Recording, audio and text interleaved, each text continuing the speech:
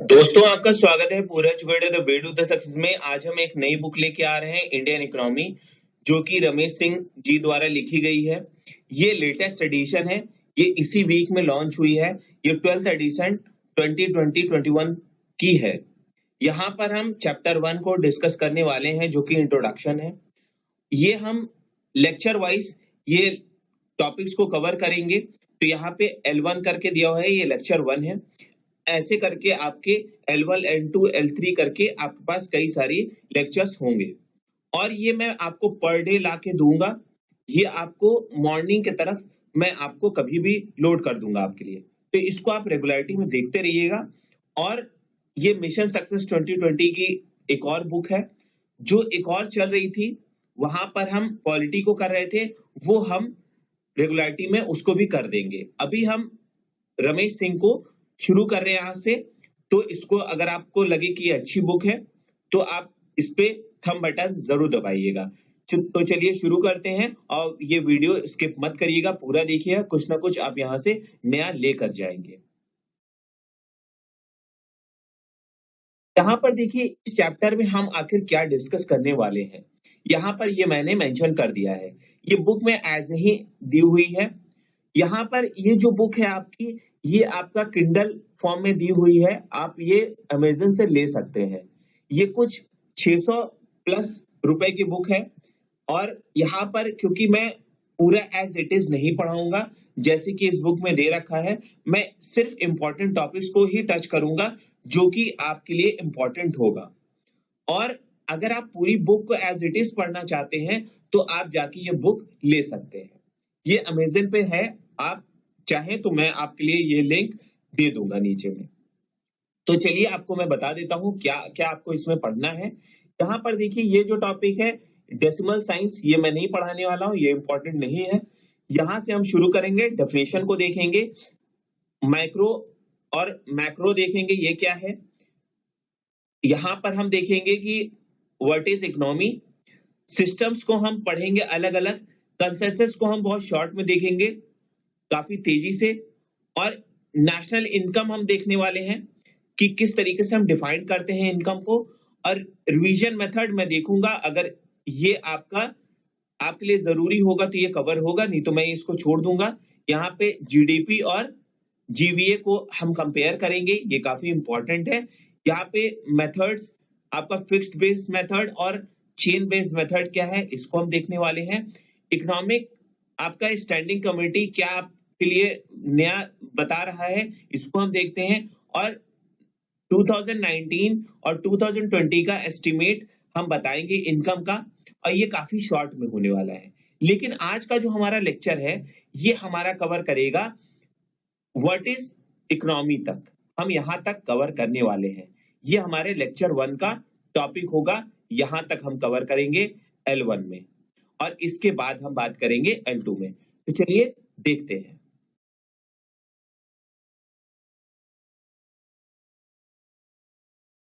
यहां पर अगर हम बात करें कि इकोनॉमिक्स क्या है, सबसे पहला आपके दिमाग में यही क्वेश्चन आना चाहिए। और इकोनॉमिक्स समझने के लिए सबसे इंपॉर्टेंट चीज क्या है, हमको सबसे ज्यादा प्रॉब्लम क्या आने वाली है। या तो दो इंसान होंगे जो कि इकोनॉमिक्स पहले पढ़े होंगे, या दूसरे होंगे जो इकोनॉमिक्स नहीं पढ़े होंगे। तो हम क्या समझते हैं कि जो इकोनॉमिक्स नहीं पढ़ा है, वो तो बिल्कुल ही नहीं जानता है, वो तो बिल्कुल ही बेवकूफ है इकोनॉमिक्स समझने में। लेकिन जिसका बैकग्राउंड है, हम उसको बहुत तेज समझते हैं। लेकिन देखिए, प्रॉब्लम दोनों को आती है। हम जब इकोनॉमिक्स, जो बच्चा कभी नहीं पढ़ा है, उसको तो प्रॉब्लम आनी ही है, लेकिन जिसने पढ़ा है उसको भी प्रॉब्लम आती है। तो किस चीज में आती है? सबसे बड़ी प्रॉब्लम आती है इकोनॉमिक्स को, जो प्रॉब्लम हमारी सोसाइटी में है उसको अप्लाई करने में। हम नहीं समझ पाते कि कहां पर एग्जैक्टली कैसे हम इकोनॉमिक्स को यहां पर अप्लाई करेंगे। तो सबसे बड़ी प्रॉब्लम यही होती है। और अगर हम एप्लीकेशन को देख भी लेते हैं, तो हमको ये पता होना चाहिए कि हमारा एम्फेसिस क्या होगा। हम इकोनॉमिक्स को जानना चाहते हैं, या हम उसको अप्लाई करना चाहते हैं। हम मेजर प्रॉब्लम हम क्या देखते हैं, हम इकोनॉमिक्स को पढ़ तो लेते हैं, जिसका बैकग्राउंड है वो इकोनॉमिक्स को पढ़ तो ले रहा है, लेकिन उसको अप्लाई नहीं कर पा रहा है, उसके पास एबिलिटी नहीं हो पा रही है कि इकोनॉमिक्स को वो डे टू डे लाइफ में कैसे उसको अप्लाई करे। तो हमको एबिलिटी भी जनरेट करनी होगी और हमको इकोनॉमिक्स को जानना भी जरूरी है। ये चीज हमारे लिए बहुत जरूरी है इकोनॉमिक्स को समझने के लिए। तो यहाँ पर देखिए, हम अगर इकोनॉमिक्स को पढ़ना चाहें तो इसके लिए दो चीजें हमको बहुत जरूरी होती हैं। एक तो हम इकोनॉमिक का जो कॉन्सेप्ट है, जो इकोनॉमिक्स का कॉन्सेप्ट है, उसको हम सिंप्लीफाई कर सकें और हम उसके कोर जो सोल कॉन्सेप्ट है, जो उसका सोल है, जो उसका एक्चुअल बैकग्राउंड है, उसको हम अच्छे से समझें। और दूसरा है कि अगर हम इसको समझ जा रहे हैं, अगर हम सोल कॉन्सेप्ट को समझ जा रहे हैं, तो क्या आज के हम कॉन्सेप्ट में इसको अप्लाई कर पा रहे हैं? तो ये भी हमको जानना बहुत जरूरी है। हम आज कंटेम्परेरी वर्ल्ड में इकोनॉमिक्स को किस तरीके से अप्लाई करते हैं, ये भी हमारे लिए जरूरी है। अब यहाँ पर बात आती है कि हम इकोनॉमिक्स को कैसे पढ़ें, ये तो हमको समझ में आ गया, लेकिन हम इकोनॉमिक्स को डिफाइन कैसे करें, उसकी हम डेफिनेशन कैसे रखें, ये सबसे बड़ा इशू है अब। और इसके लिए हमको सबसे पहले ये पता होना चाहिए कि इकोनॉमिक एक्टिविटी क्या होती है, जो इकोनॉमिक्स है वो काम कैसे करता है। तो इकोनॉमिक्स काम करता है इकोनॉमिक एक्टिविटी के द्वारा। हम इकोनॉमिक एक्टिविटी को अगर सिंपली समझें तो हम क्या समझ सकते हैं, कोई भी काम जिसमें पैसा है, जिसमें पैसा इन्वॉल्व है, जिसमें पैसे का कुछ रोल है, वो क्या है, इकोनॉमिक एक्टिविटी है। इसका मतलब आप क्या समझते हैं, आप मान लीजिए मार्केट जाते हैं, आप कोई चीज खरीदना चाहते हैं, तो खरीदने के लिए आपको क्या चाहिए, आपको पैसा चाहिए। तो वो क्या होगा, आप खरीदने जा रहे हैं, आप इकोनॉमिक एक्टिविटी कर रहे हैं, और जो बेच रहा है वो सामान, वो भी इकोनॉमिक एक्टिविटी में आपके साथ इन्वॉल्व है। और अगर हम इकोनॉमिक एक्टिविटी को कर रहे हैं, हम अगर समझ रहे हैं पैसा यहाँ पे इन्वॉल्व है, तो अगर हम पैसे की वैल्यू को समझे, हम मनी को अगर क्वेश्चन कर पाए कि इस पैसे का हमको क्या यूज करना है। हम जैसे सामान खरीदने गए थे, तो हमको वहां पे पता था कि हमको पैसे से क्या करना है। तो जब हमको ये पता होता है, तो इसका मतलब हमको क्या पता हो गया है, हमको इकोनॉमिक मोटिव पता है, हमको इकोनॉमिक गेन पता है, हमको इकोनॉमी से क्या फायदा होने वाला है, हमको ये पता चल जाता है, हमको इकोनॉमिक्स से क्या फायदा होगा। ये आपको समझ में आ रहा है। अब इसके एग्जाम्पल्स क्या हैं, हम कभी जॉब करने जाते हैं, या हम जब किसी को जॉब देने की क्षमता होती है हमें, हम जॉब देते हैं, हम सामान खरीदने जाते हैं, बेचने जाते हैं, या कोई बिजनेस करने जाते हैं। तो इन सब चीजों में क्या है, इकोनॉमिक एक्टिविटी है, और हमारा इसके पीछे इकोनॉमिक मोटिव क्या है। हम अगर जॉब लेने जा रहे हैं, तो हम वहां पे पता करते हैं कि हमको कितना पैसा मिलने वाला है। हम अगर काम करेंगे, अगर हमारा ब्रेन वर्क कर रहा है, अगर हम कहीं पे मेंटली वर्क कर रहे हैं, तो हम किसको एम्प्लॉय कर रहे हैं, अपने ब्रेन को वर्क करा रहे हैं। और अगर हम कहीं पे फिजिकल वर्क कर रहे हैं, मान लीजिए हम बहुत पढ़े लिखे नहीं है, लेकिन हम एज अ फिजिक वर्क करना चाहते हैं, हमारा फिजिक हमको फेवर कर रहा है, हमारा ब्रेन बहुत ज्यादा वहां पे हेल्प नहीं कर रहा है, तो हम किसको एम्प्लॉय कर रहे हैं, हम अपने फिजिकल अपीयरेंस, जो हमारा फिजिकल गेन है, जो हमारे पास पावर है, हम उसको एम्प्लॉय कर रहे हैं। यहाँ पर आपको समझ में आ रहा है। तो वहां पे हम अपने मोटिव को पैसे के थ्रू देखेंगे।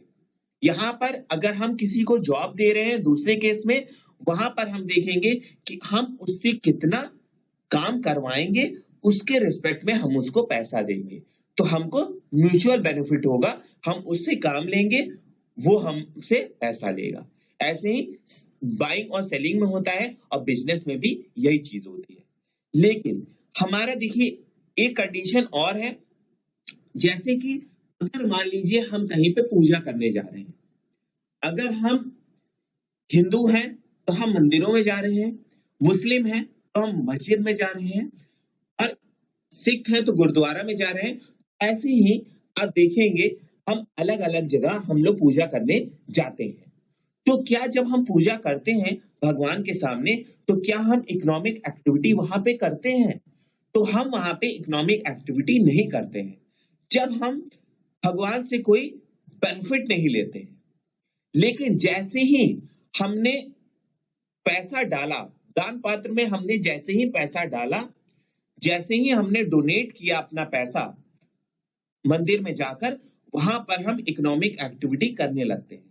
या कोई भिखारी बैठा हुआ है, हम उसको पैसा देते हैं, तो वहां पर हम इकोनॉमिक एक्टिविटी करते हैं। ये चीज आपको क्लियर हो गई है? कब हम कहेंगे कि हम इकोनॉमिक एक्टिविटी कर रहे हैं और कब हम इकोनॉमिक एक्टिविटी नहीं कर रहे हैं, या हम इकोनॉमिक मोटिव को हम कब समझेंगे? ये चीज आपको क्लियर हो गई है? अब यहाँ पर अगर हम डिफाइंड करें कि इकोनॉमिक्स क्या है, तो इकोनॉमिक्स में आप ये चीज समझिए, सबसे पहले इकोनॉमिक्स में क्या रिवॉल्व करता है, हम देखते हैं कि रिसोर्सेस कैसे इस्तेमाल होंगे। कोई भी रिसोर्स जिसको हम इस्तेमाल करने वाले हैं, और रिसोर्स हम किसको कहते हैं, आप ये ज्योग्राफी में पढ़ चुके हैं। किसी भी चीज को जब हम अपने यूज के लिए इस्तेमाल करते हैं, वो हमारे लिए रिसोर्स हो जाता है। तो हम अगर रिवॉल्व करें किसी भी रिसोर्स के आसपास, उसके इस्तेमाल के लिए घूम रहे हैं, हम माइनिंग करवा रहे हैं, हम किसी चीज की खुदाई करवा रहे हैं, तो वो हम क्या कर रहे हैं, वहां पे हम इकोनॉमिक्स से रिलेटेड काम कर रहे हैं। रिसोर्स को हम खुदवाएंगे और फिर हम उसको डिस्ट्रीब्यूट करेंगे। मान लीजिए कि हमने आयरन को निकलवाया और फिर हम उसको प्यूरिफाई करके, उसको साफ सफाई करके हम उसको डिस्ट्रीब्यूट करते हैं। तो ये क्या चीज है, ये इकोनॉमिक्स है। अब अगर हम डेफिनेशन को रेफर करना शुरू करें, तो पहली डेफिनेशन यहाँ पे क्या कह रही है? देखिए, यहाँ पे आपको फोकस करना है पहले डेफिनेशन पर। पहला डेफिनेशन आपको कह रहा है कि economics is the study of how societies use scared resources to produce valuable commodities and distribute them among different people। यहां पे कह रहा है कि इकोनॉमिक्स की स्टडी हम कहते हैं उस चीज को जब सोसाइटी में कोई रिसोर्स कमी में है, कम है, उसको हम क्या करें, एक वैल्यूएबल कमोडिटी में चेंज कर दें, जिसको हम इस्तेमाल करेंगे। रिसोर्स जब ऐसे लैंड में प्रेजेंट होता है, तो वो क्या होता है, हम उसको डायरेक्टली यूज नहीं कर सकते हैं, उसको हम वैल्यूएबल कमोडिटी में चेंज करते हैं, फिर उसको हम डिस्ट्रीब्यूट अगर करने लगे अलग अलग लोगों में। यही क्या है, यही इकोनॉमिक्स है। दूसरी डेफिनेशन क्या कह रही है, यहां पर देखिए, दूसरा ये कह रहा है economics studies how individual firms, government and other organisations within our society make choices and how these choices determine a society's use of its resource। यहां पे कह रहा है कि इकोनॉमिक्स, पहले में क्या कहा, सोसाइटी में हम देखेंगे कि कौन सा रिसोर्स कम है और उसको हम कमोडिटी में चेंज करेंगे और देखेंगे कि वो किस तरीके से अलग अलग लोगों में ठीक से पहुंच जाए। दूसरा कह रहा है कि अब हम इकोनॉमिक्स की स्टडी के थ्रू हम देखेंगे कि कौन सा इंडिविजुअल, कौन सा फर्म, कौन सी गवर्नमेंट, कौन सी ऑर्गेनाइजेशन जो कि एक सोसाइटी में है, वो एक सोसाइटी है, वो कैसे चॉइसेस बनाएगी, वो किस चीज को देखेगी कि कौन सी चीज हमारे लिए जरूरी है।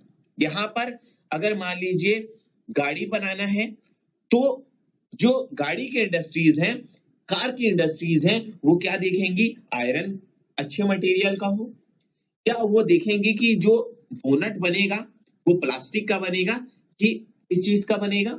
तो यहाँ पे रिसोर्स का चॉइस बहुत ज्यादा इंपॉर्टेंट है। दूसरा, यहाँ पर हम यहाँ पे दोनों दिख रही डेफिनेशन को समझ चुके हैं। तीसरा ये कह रहा है तीसरा डेफिनेशन क्या कह रहा है, इसको भी समझिए। यहां पे कह रहा है कि economics is the study of how society uses it's square resources is possibly the most use definition.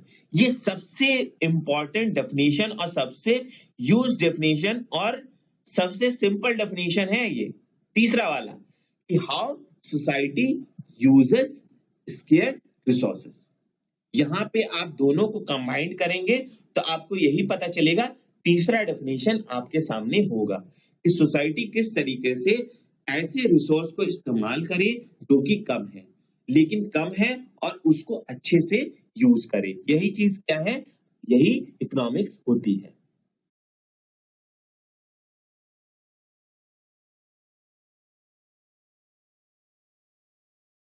Economics के साथ साथ देखिए, इकोनॉमिक्स पहले हमने पढ़ा एक सब्जेक्ट के तौर पे, फिर जब ग्रेट डिप्रेशन हुआ 1930s में, 1930s में हमने ग्रेट डिप्रेशन देखा। ग्रेट डिप्रेशन में हमने क्या देखा कि बहुत ज्यादा डिस्ट्रक्शन हमको देखने लगा। हम डिस्ट्रक्शंस को काफी क्लोजली हमने देखा। जो मॉनेटरी वैल्यूज थी वो काफी ज्यादा गिर गई। वहां पर हमने बहुत सारे लॉसेस को देखा। तो उसी दौरान क्या हुआ, जो इकोनॉमिक्स थी वो दो पार्ट में टूटी। हम इकोनॉमिक्स को पहले एज अ कंप्लीट सोसाइटी देखते थे। हम क्या देखते थे कि स्केर्स रिसोर्सेस कौन से हैं और उनको हमको कैसे यूज करना है।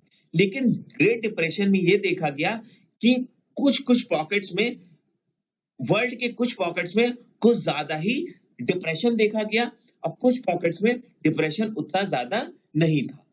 तो इसलिए हमने क्या किया, फिर इस इकोनॉमिक्स को दो पार्ट में तोड़ा, माइक्रो इकोनॉमिक्स और मैक्रो इकोनॉमिक्स।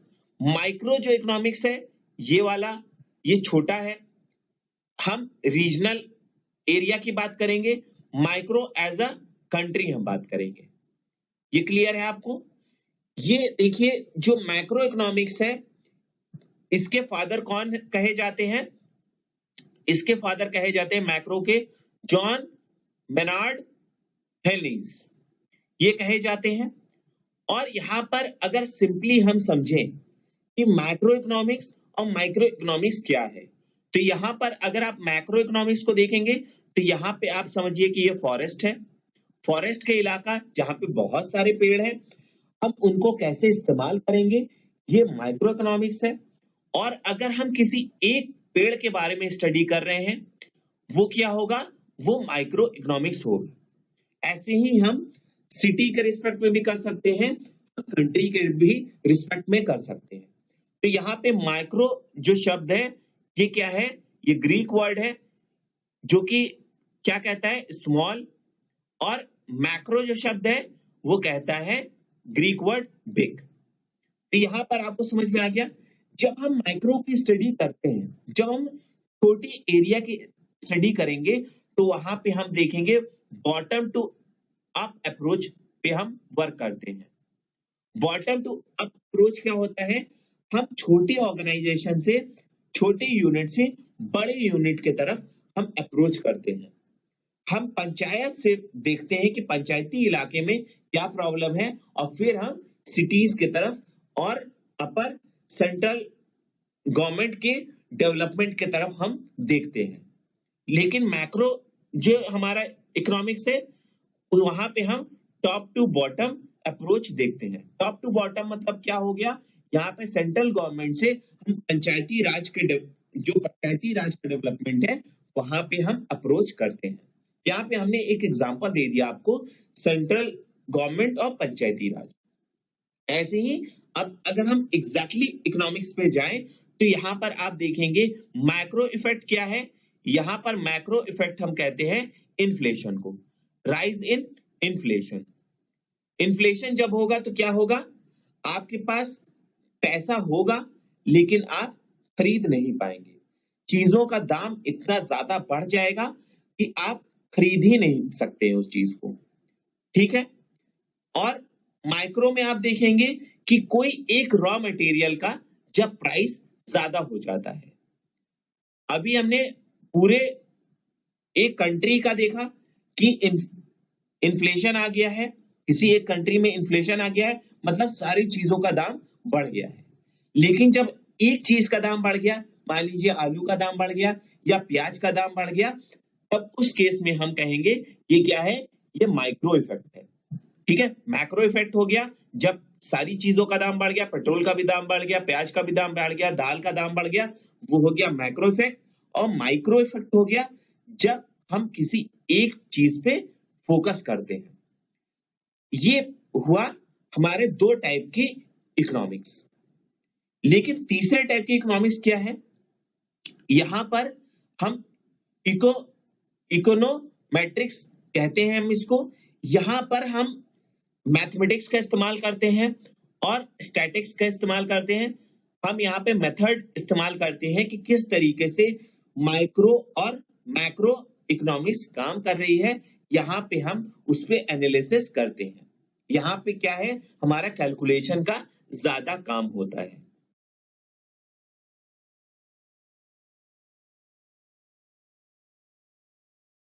यहाँ पर देखिए हमने इकोनॉमिक्स को समझ लिया है। अब इकोनॉमी क्या चीज होती है, अब इसको समझना है। इकोनॉमी में क्या है, इकोनॉमी में हमने अभी आपको बताया कि इकोनॉमिक एक्टिविटी जो भी सोसाइटी में चल रही है, ये जो सोसाइटी में काम कर रही है, तो इकोनॉमिक्स इस पे जो स्टडी कर रहा है। इकोनॉमिक्स क्या है, एज अ सब्जेक्ट आप देख रहे हैं कि कैसे इकोनॉमिक एक्टिविटीज काम करती हैं, और इसको एज अ होल हम कहते हैं इकोनॉमी। और इकोनॉमी मतलब हो गया कि हम किसी भी कंट्री में अगर हम देख रहे हैं कि कैसे इकोनॉमिक्स काम कर रही है, या किसी हम कंपनी में देख रहे हैं, या इवन हम फैमिली में भी अगर इकोनॉमिक्स को देखते हैं, तो हम इसको कह सकते हैं फैमिली इकोनॉमी, कंपनी इकोनॉमी या कंट्री इकोनॉमी। लेकिन पॉपुलरली अगर हम देखें इकोनॉमी के बारे में, तो हम यहाँ पे कंट्री को ही कहते हैं, जैसे Indian economy, US economy, Japanese economy.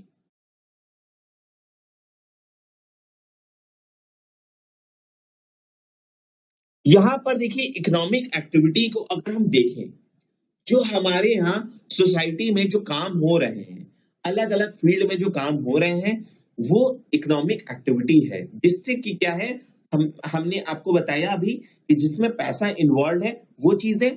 तो यहाँ पर आप देखेंगे कि अगर इकोनॉमिक एक्टिविटी को हम मेजरली डिवाइड करें, तो हम इसको तीन सेक्टर में डिवाइड कर सकते हैं। तो यहाँ पे पहला जो सेक्टर होगा वो होगा प्राइमरी प्राइमरी सेक्टर। तो प्राइमरी सेक्टर में क्या है, प्राइमरी सेक्टर देखिए वो सेक्टर है जहां पर आप एग्रीकल्चर का काम करते हैं मेनली, जहां पे एग्रीकल्चरल वर्क हो रहा है हमारी कंट्री के हिसाब से, इंडिया के हिसाब से। लेकिन अगर हम जनरल प्राइमरी सेक्टर की बात करें, कोई भी चीज तो हम नेचर से एक्सट्रैक्ट कर रहे हैं, जो हम नेचर से डायरेक्टली निकाल ले रहे हैं, वो होती है प्राइमरी एक्टिविटी। जैसे एग्रीकल्चर, जहां पे हम क्या कर रहे हैं, हम खेतों में अलग अलग फसल उगा रहे हैं, हम माइनिंग कर रहे हैं, वहां पे कोल माइनिंग कर रहे हैं, अलग अलग हम माइनिंग कर रहे हैं, खुदाई करके हम आयरन निकाल ले रहे हैं, या हम कोई डिफरेंट मेटल निकाल ले रहे हैं, नेचुरल गैस निकाल ले रहे हैं, या ऑयल को हम एक्सट्रैक्ट कर रहे हैं। जैसे बॉम्बे हाई, बॉम्बे में हमने देखा है कैसे हमने ऑयल एक्सट्रैक्ट किया है। तो ये जो चीजें हैं जो एक्सट्रैक्शन हो रही हैं, ये हमारी है प्राइमरी एक्टिविटी। और ये हमारी प्राइमरी एक्टिविटी को ही हम क्या कहेंगे, इकोनॉमिक एक्टिविटी में ये हो गया हमारा प्राइमरी सेक्टर। और अगर मान लीजिए कहीं पे किसी कंट्री में क्या है, मिनिमम अगर जो नेशनल इनकम है, या जो लोग वहां पे रह रहे हैं उनकी लिविंग 50% अगर उनका नेशनल इनकम और उनकी लिविंग एग्रीकल्चर पर डिपेंड करती है, तो ऐसी इकोनॉमी को हम क्या कहेंगे, वो कहलाएगी एग्रीगेरियन इकोनॉमी। और दूसरा क्या है, सेकेंडरी इकोनॉमी।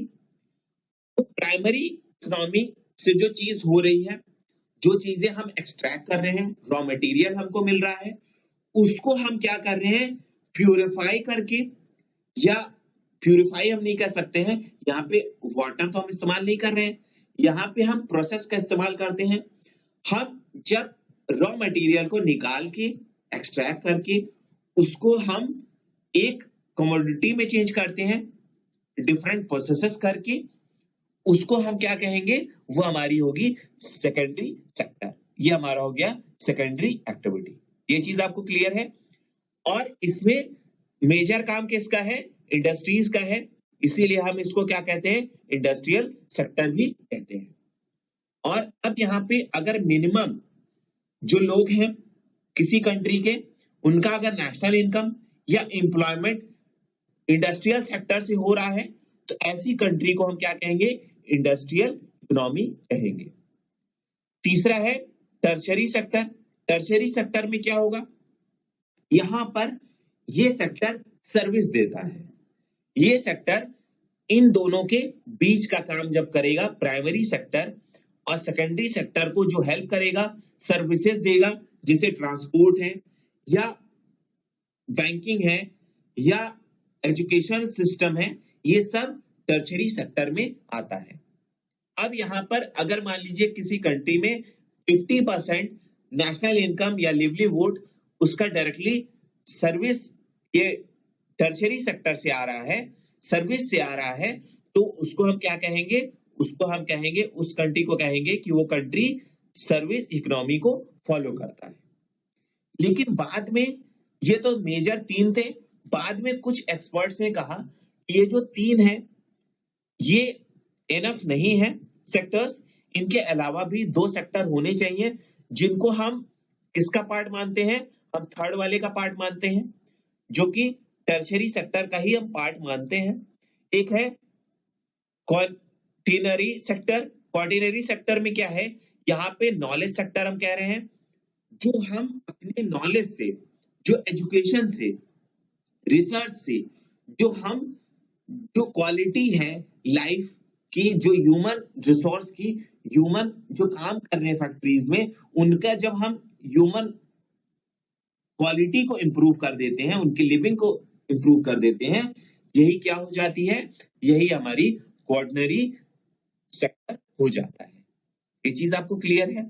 तीसरा है क्यूनरी सेक्टर। क्यूनरी सेक्टर में क्या है, यहाँ पे जो टॉप डिसीजंस लिए जाते हैं किसी भी गवर्नमेंट में या किसी भी प्राइवेट सेक्टर में, जहां पे हाईएस्ट पोजीशन, जैसे कि गवर्नमेंट में ब्यूरोक्रेसी की होती है, वो लोग डिसीजंस लेते हैं और डिसीजंस के थ्रू वो क्या करते हैं, पॉलिसीज में अंतर ले आते हैं इकोनॉमी में, तो ये हो जाती है क्वार्टनरी सेक्टर। ये चीज आपको क्लियर हो गई है। अब यहाँ पर ये जो 5 सेक्टर है, ये आपको डिफाइन करेंगे कि इकोनॉमिक्स कैसे काम करता है और इकोनॉमी क्या है। लेकिन देखिए यहाँ पर हम एक चीज और समझ रहे हैं कि स्टेज ऑफ ग्रोथ क्या था। जब कोई कंट्री, हम यहाँ पे बात कर रहे हैं स्पेशली डेवलप्ड कंट्रीज की, जैसे यूएसए है, यूएसए आखिर कैसे डेवलप किया और एक डेवलपिंग नेशन में क्या अंतर है, ये जो थ्योरी है डेवलप्ड नेशन की, ये दिया था W.W. रस्तो ने। इन्होंने 1960 में ये थ्योरी दी। इन्होंने कहा कभी भी जब आप इकोनॉमिक्स की ग्रोथ देखते हैं, जब इकोनॉमिक्स ग्रो करने लगता है, तब वहां पे हम जनरली 3 स्टेजेस देखते हैं। सॉरी, यहां पर हम 5 स्टेजेस देखते हैं। हम कितने स्टेजेस देखते हैं, हम मेनली 5 स्टेजेस देखते हैं। लेकिन इसमें मेन कितने हैं सेक्टर, यहाँ पे 3 सेक्टर यहाँ पे मेन है।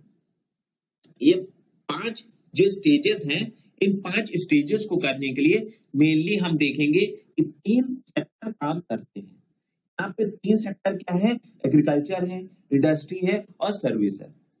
अब ये जो पैटर्न है हमने देखा है 5 लीनियर स्टेजेस के, हमने 3 सेक्टर के हेल्प से देखा है।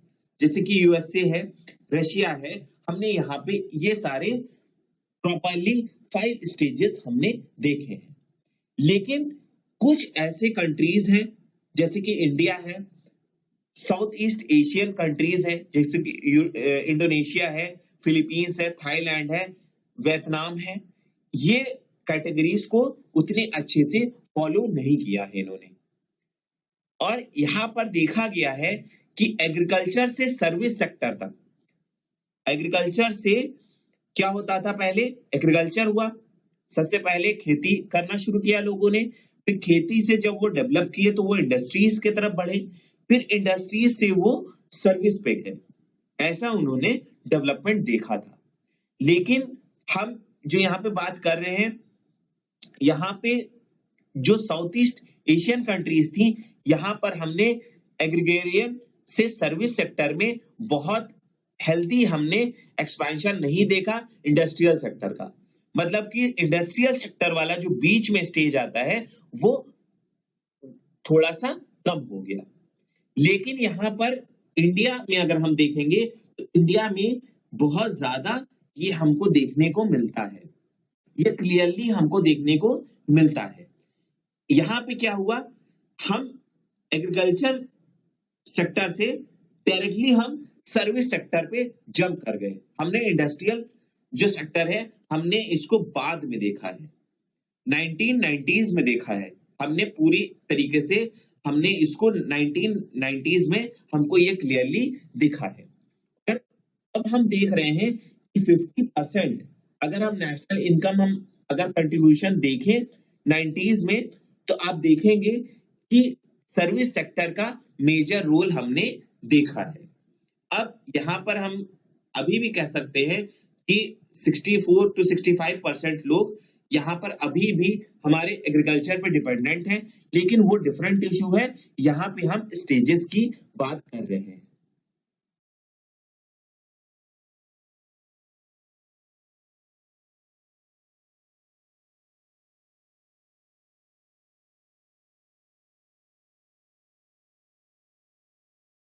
थैंक यू फ्रेंड्स, अगर आपको हमारा ये प्रयास पसंद आया हो तो तुरंत सब्सक्राइब कर ले हमारे चैनल पूरा educator the way to the success को। ऐसे वीडियोस हम आपके लिए डेली लाएंगे और मोस्ट प्रोबेबली मैं आपके लिए ये सुबह सुबह आपके लिए डाल दिया करूंगा, चाहे कोई भी वीडियो हो कंपटीशन का आपका रोज अब मैं आपके लिए लाता रहूंगा। Thank you once again, will meet you very soon with a new video.